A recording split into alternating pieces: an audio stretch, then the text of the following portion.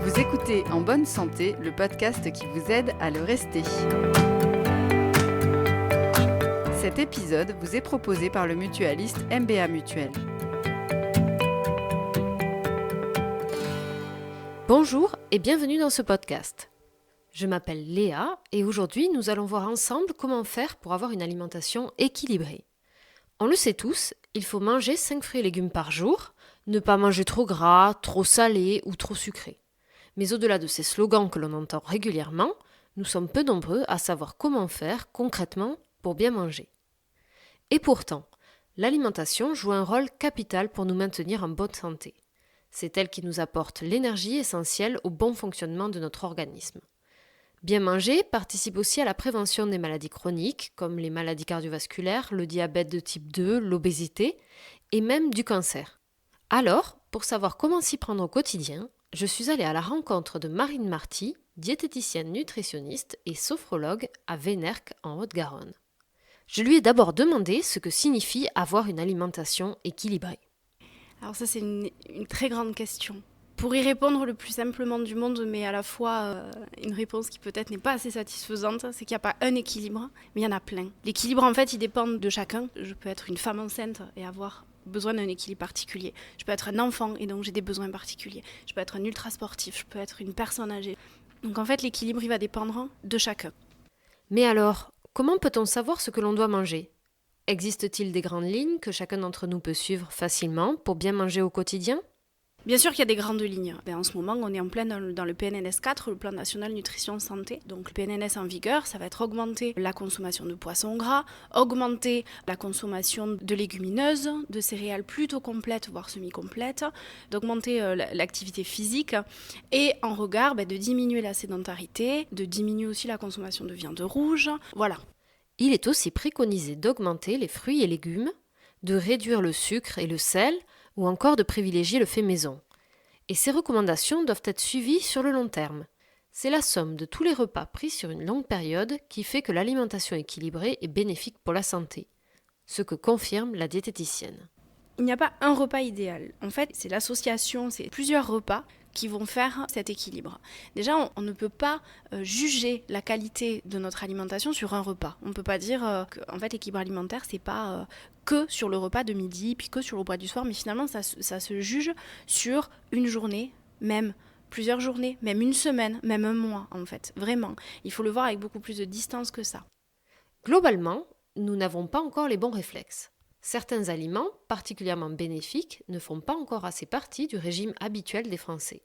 Au niveau des consommations, en fait, on se rend compte que les Français ne consomment absolument pas suffisamment de fibres. On est bien en dessous des recommandations fixées à 25 grammes de fibres par jour. Les Français ne consomment pas suffisamment de bons gras. Alors, quand je parle de bons gras, je parle notamment de la consommation d'oméga 3. Ces fameux oméga 3, oméga 6, voilà, qui sont des acides gras dits essentiels, c'est-à-dire que notre corps ne sait pas les synthétiser.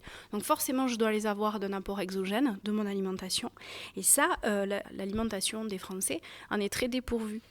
Ces oméga 3 que l'on ne consomme pas assez, on les trouve dans les noix, dans l'huile de colza ou encore dans les poissons gras comme le saumon, le thon ou la sardine. A l'inverse, en dehors des petits excès qui font partie des plaisirs de la vie, nous consommons en trop grande quantité certains aliments qui, eux, peuvent être délétères. Si on reste dans les surconsommations, il y a le sel évidemment. Alors il y a le sel de table, mais il y a aussi tous les sels cachés dans tous les produits, les fameux aliments ultra transformés. Tout simplement parce que le sel, c'est pas très cher pour l'industriel, c'est un super exhausteur de goût. Et du coup, pour venir mettre en avant les goûts de produits très transformés, l'industriel va rajouter beaucoup de sel. Le problème, c'est qu'on n'a pas besoin d'autant. Si on reste dans les surconsommations, il y a la viande rouge notamment encore. Et d'ailleurs, les recos sont de une fois par semaine. Et je vois en consultation, j'ai encore beaucoup de patients qui en mangent 1 à 2 fois par jour. Malgré l'inflation, malgré le prix, malgré tout ça. Et il y a manger de la viande rouge de façon moins fréquente, mais par contre avec de la qualité.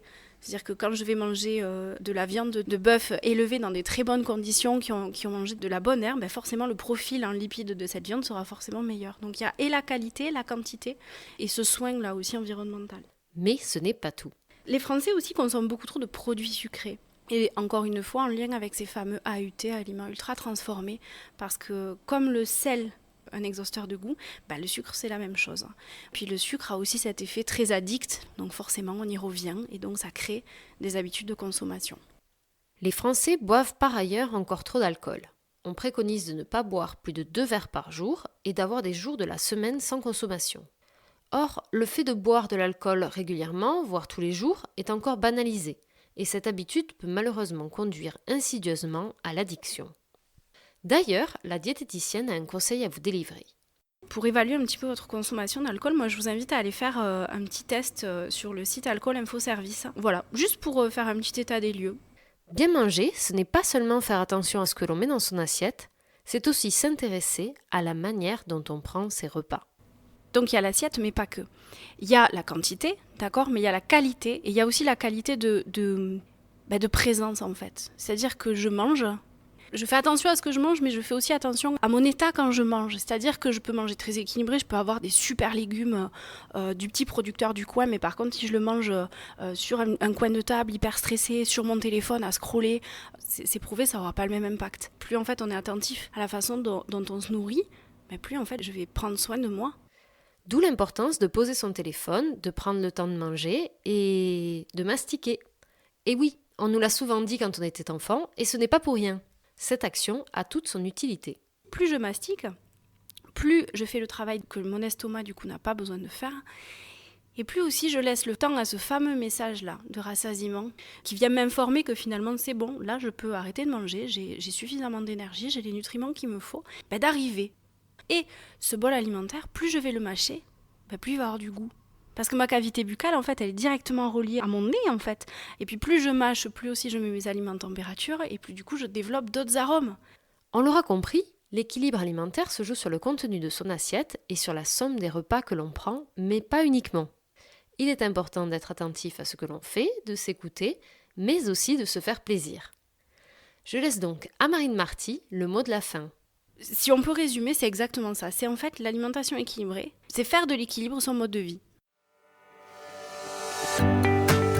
Vous venez d'écouter En bonne santé, un podcast du mutualiste MBA Mutuel. Cet épisode a été produit par le réseau des éditeurs de revues et réalisé par l'agence SIEM.